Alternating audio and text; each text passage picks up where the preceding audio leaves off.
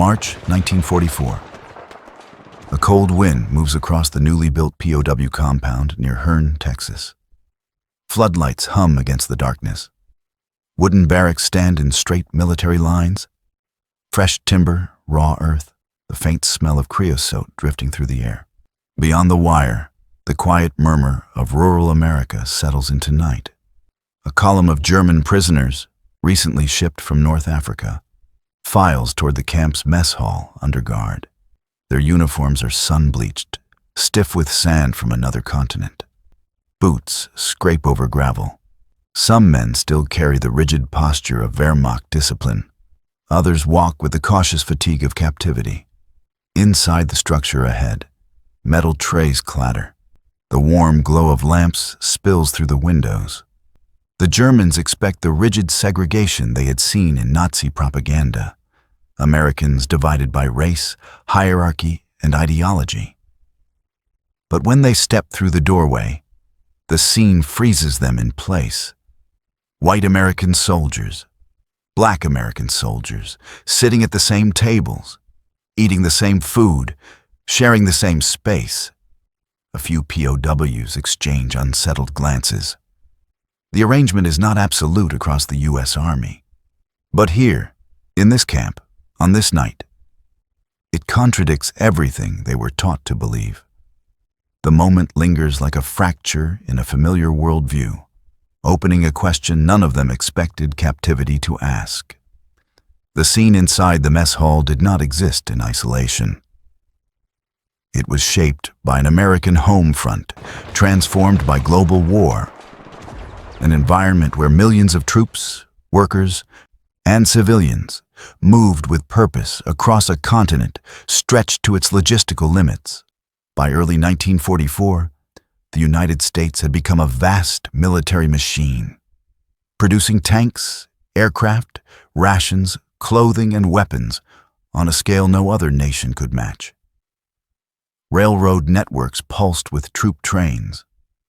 Ports on both coasts processed endless columns of equipment bound for Europe and the Pacific. Draft boards worked relentlessly. The country was reorganizing itself into the most powerful arsenal the world had ever seen. With the rapid pace of campaigns overseas, the U.S. Army faced another challenge. What to do with the tens of thousands of German soldiers surrendering in North Africa, Sicily, and Italy? Many were captured in sprawling encirclements. Others surrendered in small, battered groups after exhausting battles. The American government decided to transport a significant portion of these prisoners to the United States, both for security and to relieve the logistical burden on frontline forces. By the war's end, nearly 380,000 German POWs would be held on American soil, scattered across hundreds of camps from California to New England. The Hearne facility in Texas was one of the larger compounds. Surrounded by farmland and cotton fields, it could house thousands of prisoners. The camp was built according to the requirements of the 1929 Geneva Convention. Barracks, showers, recreation areas, a hospital unit, and mess halls designed to mirror the accommodations of American troops. German prisoners were entitled to the same caloric intake, medical care, and basic living conditions as the soldiers guarding them. This environment placed the POWs at the heart of a contradiction. Many had been raised under a regime that insisted racial hierarchy was natural and immutable. Nazi propaganda had portrayed the United States as a chaotic society weakened by racial degeneracy. Yet upon arrival, the first impressions often complicated these expectations. They saw modern machinery, organized farms, efficient rail systems, and booming industries. They noticed the relative abundance of food, fresh vegetables, meat, bread, served even to prisoners of war at a time when German civilians survived on rationed quantities. At certain camps, including some in Texas, they encountered something even more jarring. Instances of black and white American soldiers performing duties side by side, sharing workspaces, and in some locations, eating within the same facilities. It was not universal. Segregation remained the official norm throughout much of the U.S. Army. But the exceptions, when they appeared, struck German prisoners with unexpected force. They challenged ideas many had never questioned, revealing fractures in the worldview they carried into captivity. The routines of camp life gradually revealed deeper layers of the world the prisoners had entered. Intelligence officers, linguists, and military administrators monitored the camps carefully, aware that the POW populations reflected every tier of the German war machine. Afrika Korps veterans, Luftwaffe ground crews, infantry from shattered divisions, and occasionally ardent National Socialists determined to maintain influence even behind barbed wire. American authorities documented each prisoner, separated officers from enlisted men, and collected information through routine interrogations governed by international law. These interrogations seldom sought battlefield secrets. By the time most prisoners arrived in the United States, their divisions had already been pushed back or destroyed. Instead, American intelligence focused on technical knowledge, weapon production, unit structures, logistical methods, and the morale of the German army.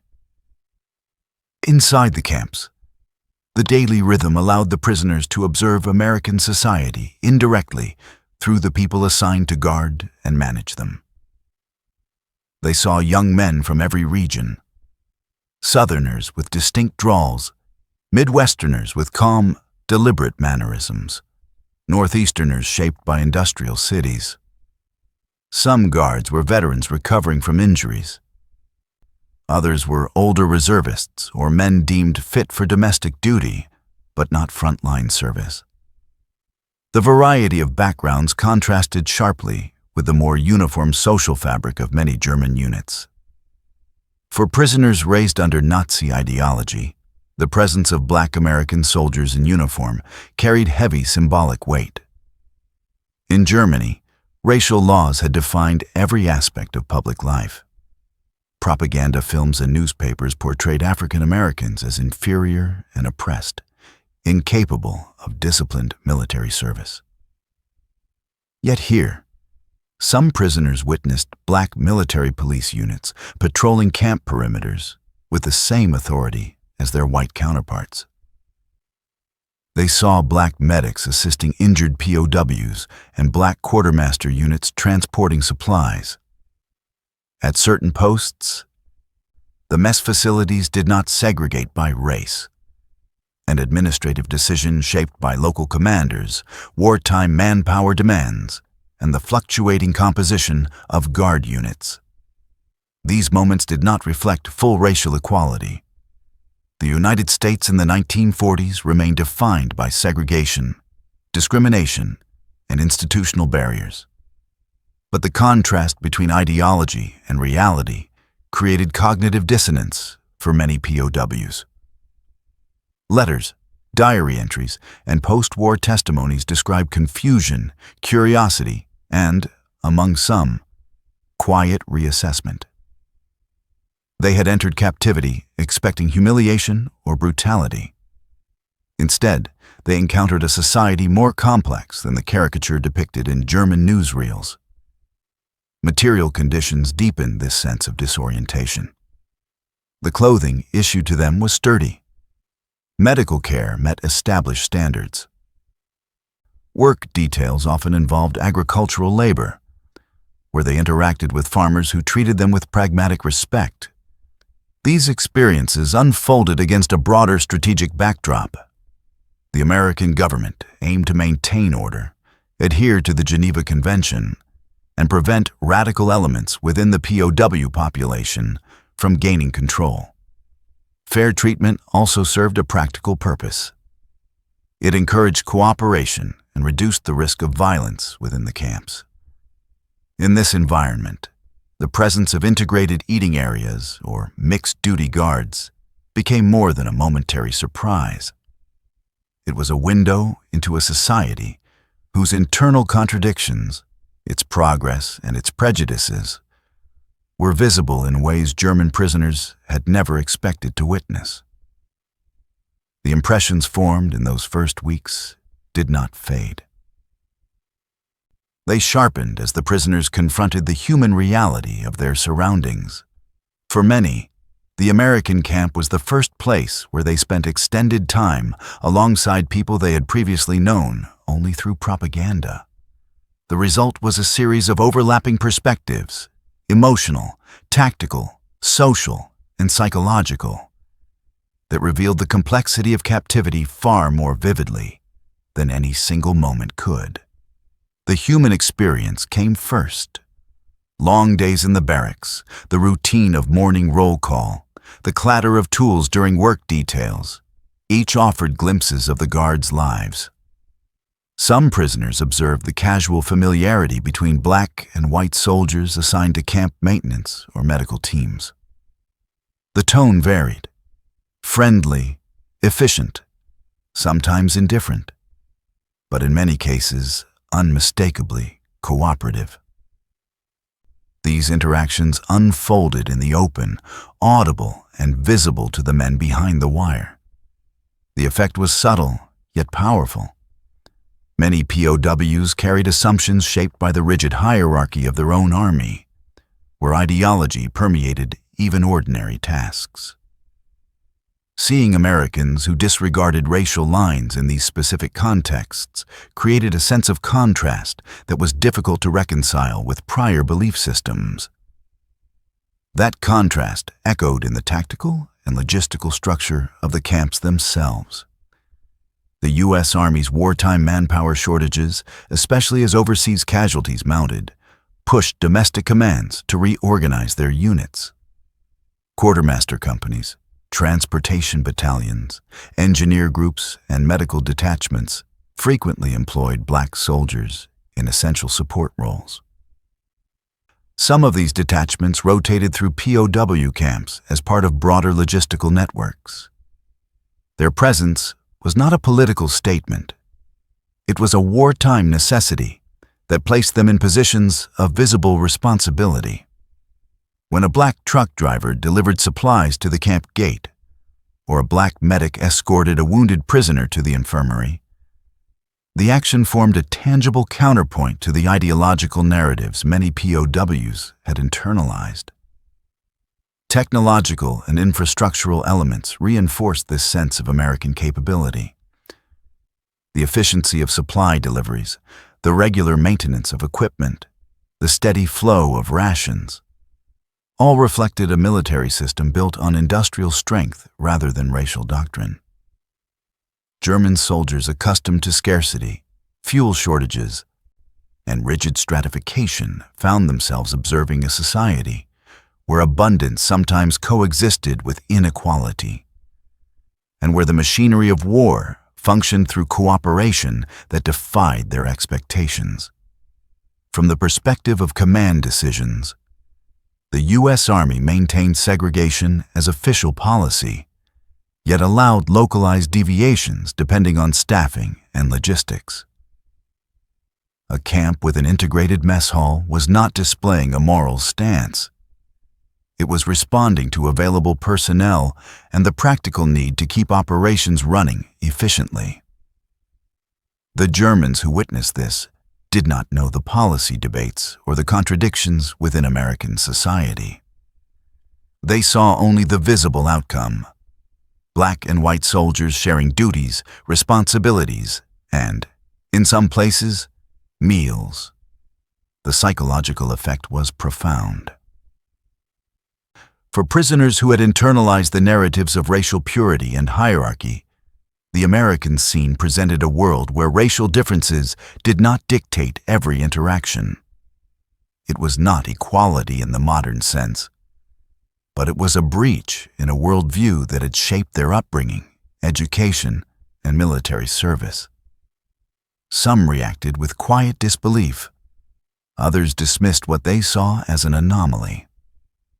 A smaller number began to question the foundations of the ideology they had accepted without challenge. The camp itself became a living argument. Wordless, unplanned, and more persuasive than any Allied propaganda leaflet. It showed the prisoners that a global power could function through structures very different from the ones they had been told were necessary for order and strength. The impact of that realization, though often unspoken, left a lasting imprint on many who lived behind the wire. The longer the prisoners remained in the camps, the more angles emerged. Layers of observation shaped by daily exposure to American routines, military systems, and social contradictions. What they witnessed did not fit neatly into the ideological frameworks they brought from Europe. Instead, the experience unfolded like a slow, unanticipated education, delivered not through lectures, but through the ordinary functions of a nation at war. From the battlefield, veterans among them came a tactical perspective. These men had fought in the deserts of North Africa, the hills of Sicily, or the frozen landscapes of Russia. Many had seen the effects of racial policy on the Eastern Front, where Nazi ideology guided operations with brutal consequences. In the American camps, they saw a very different military culture. Work crews, medical teams, transport units, and guard detachments operated through procedures rather than doctrine. Efficiency, not ideology, shaped assignments. When black soldiers supervised tool distribution, maintained vehicles, or managed administrative tasks, the POWs saw competence grounded in training rather than racial hierarchy. The realization forced some to draw comparisons between the American system and the ideological rigidity that had defined their own ranks. Even if they rarely spoke these thoughts aloud, the contrast sharpened with each passing week. Logistics offered another angle. The flow of supplies into the camp, food, fuel, clothing, medical equipment, arrived with a regularity that surprised many prisoners. Germany, by 1944, was already experiencing shortages. Civilians endured rationing, and frontline units often struggled with inconsistent deliveries. The American abundance felt improbable. Trucks arrived on schedule. Food portions remained steady. Even the quality of medical care reflected industrial and organizational strength. Black quartermaster units frequently played a role in these operations, driving convoys or managing storage.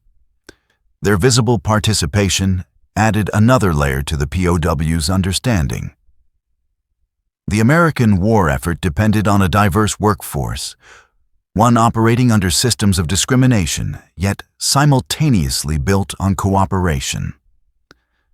Another perspective came from American leadership inside the camps. Some commanding officers enforced strict regulations, ensuring that POWs and guards alike followed protocol. Others approached their duties through a more pragmatic lens, emphasizing discipline without unnecessary antagonism. German prisoners observed how these commanders interacted with black and white subordinates. Orders were issued based on rank, not race. Disputes were settled through military channels rather than ideological dictates. The prisoners, many of whom had served under officers steeped in National Socialist indoctrination, encountered an unfamiliar kind of authority. One firm but not driven by racial doctrine. Enemy countermeasures, the mental frameworks the POWs used to defend their worldview, became evident in conversations overheard by guards and documented in post-war interviews. Some prisoners insisted that any integrated scene they witnessed must have been staged. Others argued that the presence of black soldiers in uniform proved American desperation rather than capability. Yet, as weeks turned into months, these explanations weakened. The everyday reality of camp operations contradicted the propaganda they had absorbed. Even those who resisted the implications found themselves confronting the discrepancy. The moral dimension was perhaps the most subtle. The prisoners did not witness a society free of prejudice. They saw segregation in towns outside the camps. They learned of discriminatory laws and unequal treatment. But they also witnessed moments that challenged the absolute nature of the ideology they had known. A black medic treating a wounded German. A white guard sharing a cigarette with a black colleague. A work detail led by a mixed group of American soldiers performing with efficiency and camaraderie. These scenes revealed a nation struggling with its contradictions, yet capable of cooperation that Nazi doctrine claimed was impossible. The camp became a microcosm of competing narratives, ideology versus reality, propaganda versus experience. And in that space, many prisoners found themselves reassessing the assumptions they had carried into captivity. It was not a dramatic conversion, not an instant epiphany, but a gradual, quiet recognition that the world outside the Reich operated on principles more complex than the black and white categories they had been taught to accept. ChatGPT said, "The decisive moment did not erupt in violence or sudden confrontation. It arrived quietly, on an ordinary afternoon in the spring of 1944, when routine and ideology collided in a way that no prisoner could ignore. The sun hung high over the Texas plains, sharpening the shadows cast by the camp's watchtowers. Heat shimmered across the gravel paths. Inside the wire, a group of German prisoners completed their work detail, repairing fences damaged by a recent storm, while an American truck rumbled toward the storage depot near the center of the compound. The vehicle belonged to a quartermaster unit assigned to the region, and like many such units in the South, it operated with mixed personnel. As the truck approached, the prisoners paused to let it pass, expecting the brief interruption to mean little. But the scene that unfolded became a turning point. A black sergeant stepped down from the passenger side, clipboard in hand. His movements were practiced, deliberate, the posture of a man accustomed to responsibility. A white corporal walked behind him, carrying the tools needed for the delivery. The two spoke briefly, reviewing the inventory list before moving toward the supply shed. The sergeant issued instructions. The corporal followed them without hesitation. Their exchange was professional, unremarkable to American eyes, yet completely at odds with the hierarchy the prisoners believed immutable. Some POWs stared openly. A few whispered among themselves. The moment was small, but the implications immense. A black non-commissioned officer directing a white subordinate, both operating within the authority of the U.S. Army. The sound of crates hitting the storage floor echoed through the yard. Boots thudded across wooden planks. The sergeant signed a receipt, handed the clipboard to the corporal, and returned to the truck. For the prisoners, the entire sequence lasted little more than 2 minutes, but it fractured something deeper than routine.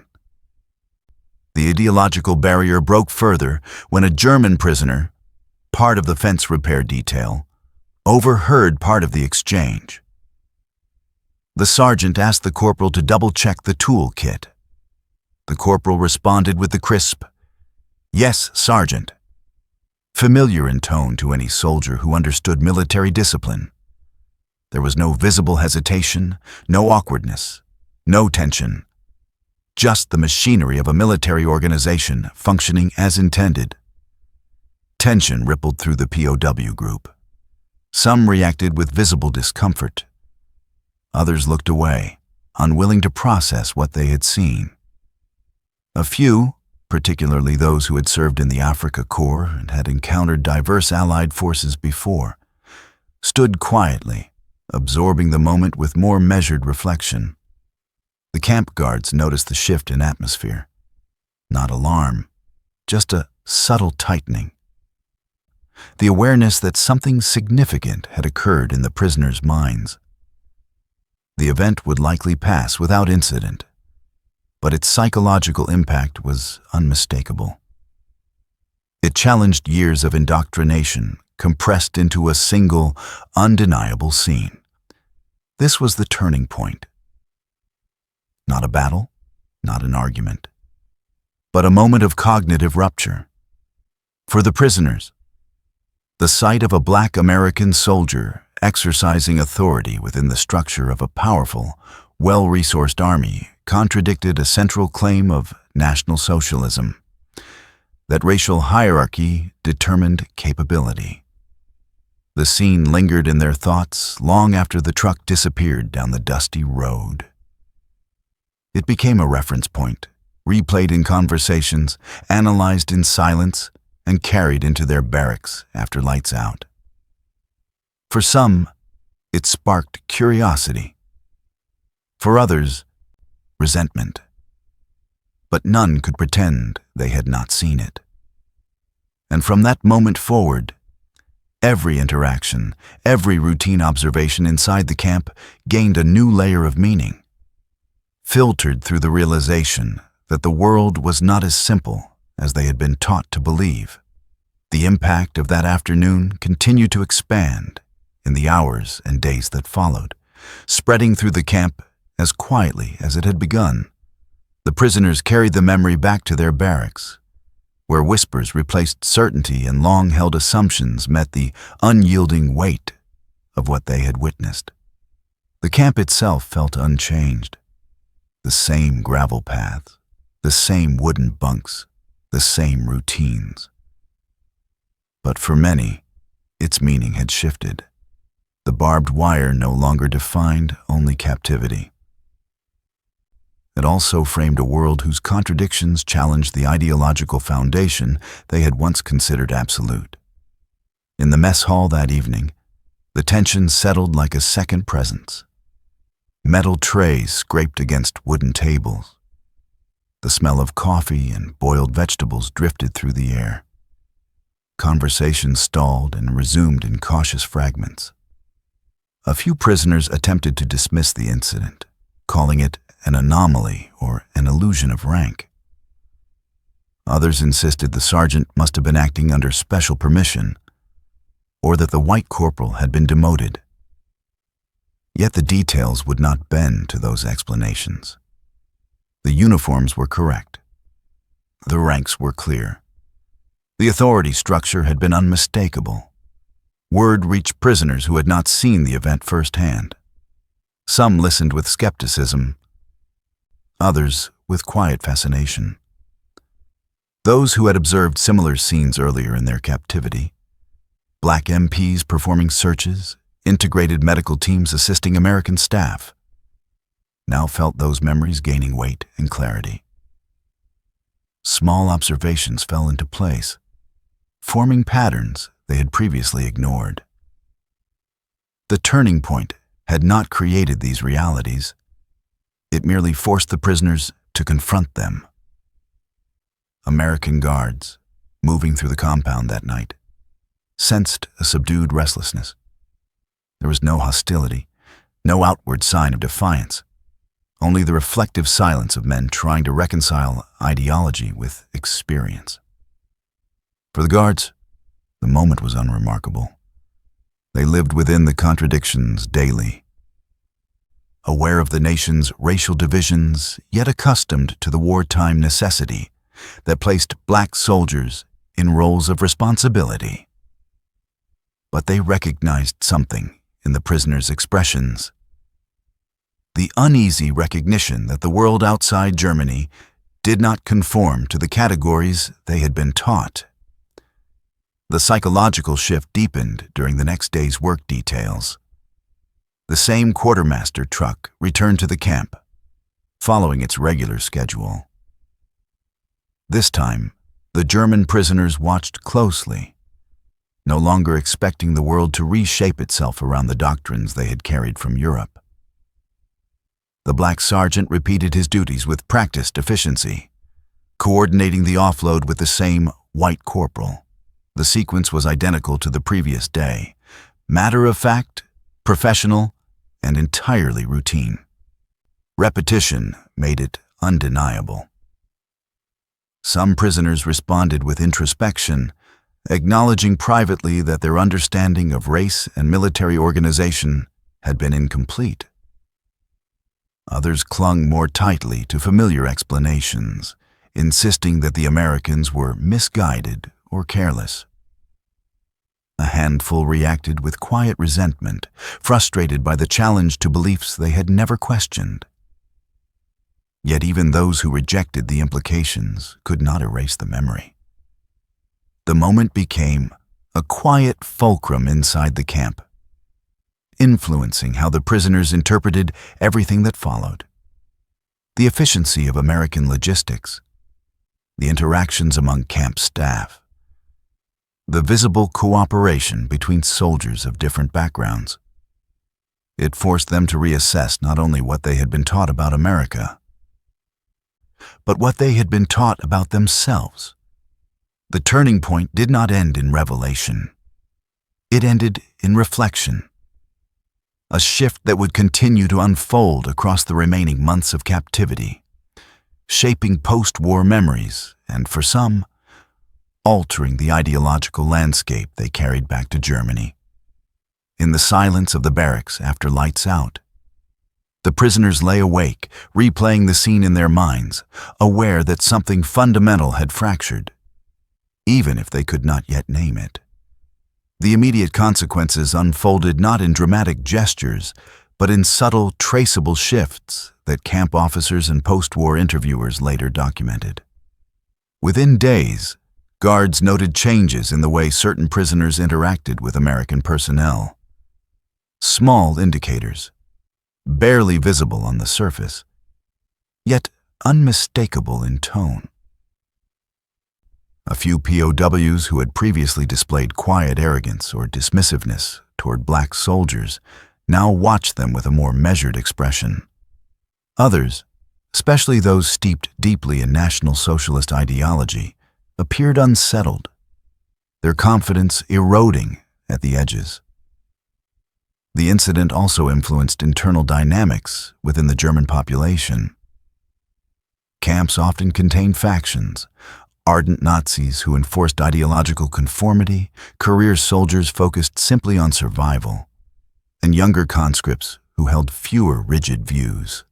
After the turning point, discussions among these groups took on a sharper, more introspective character. Some prisoners tried to reassert ideological dominance, insisting that what had occurred was staged or represented an exception unworthy of consideration.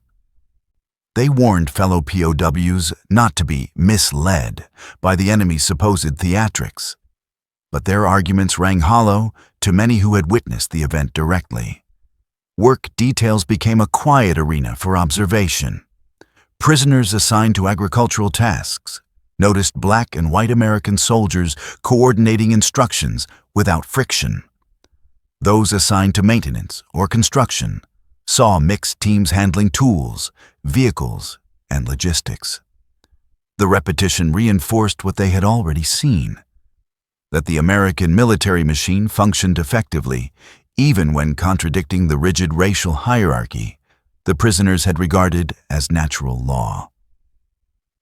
This realization eased some of the hostility that had shaped early months of captivity. It did not produce affection, but it introduced a measure of respect, hesitant, uneven, but present. In reports submitted by camp administrators, subtle behavioral patterns emerged. Fewer disciplinary issues, a slight decrease in internal conflicts among prisoners, a noticeable rise in cooperation during camp labor assignments. These changes were never attributed formally to the turning point. Yet the timing aligned too closely to ignore. The prisoners, confronted with a contradiction between ideology and lived experience, had entered a period of reassessment that reduced some of the tension within the wire. The American command structure also took quiet note. Officers responsible for maintaining order understood that psychological stability mattered as much as physical security. They observed that prisoners exposed to the complexities of American life, its contradictions, its freedoms, its inequalities, tended to become less rigid, less confrontational, and more willing to adapt to camp regulations. The visible cooperation among American soldiers of different backgrounds, even within a segregated nation, offered a form of implicit instruction no leaflet could match. For the prisoners themselves, the immediate aftermath carried a feeling of quiet uncertainty. Ideological certainty had been replaced by questions they could not easily dismiss. And in the stillness of the barracks at night, after the lights dimmed and the camp settled into uneasy quiet, the memory of that brief scene, the black sergeant, the white corporal, the exchange of routine military command, remained. It marked the beginning of an internal shift whose full impact would emerge only with time. The long-term consequences of these moments of contradiction did not surface fully until the war ended and the camps began to empty. When repatriation transports carried the prisoners back across the Atlantic, many returned to a Germany profoundly changed. Cities in ruins, infrastructure shattered, communities disoriented by defeat and occupation. Yet the impressions formed in American captivity traveled with them, shaping how they interpreted the world they re-entered. For some former POWs, the memory of integrated or semi-integrated American units became part of a larger recalibration of belief. They had witnessed a nation that, despite its own racial inequalities and contradictions, operated with a flexibility and pragmatism entirely different from the ideological rigidity they had grown up with. In post-war interviews conducted by Allied authorities, a number of returning POWs quietly acknowledged that their time in the United States had challenged them in unexpected ways. They described confusion at first, then curiosity, and finally a recognition that Nazi racial doctrine had not prepared them for the complexities of real societies. Some spoke of their surprise at seeing black soldiers exercising authority, performing technical tasks, or interacting with white counterparts on terms that did not match the propaganda they had once accepted as truth. These impressions often re-emerged later in life.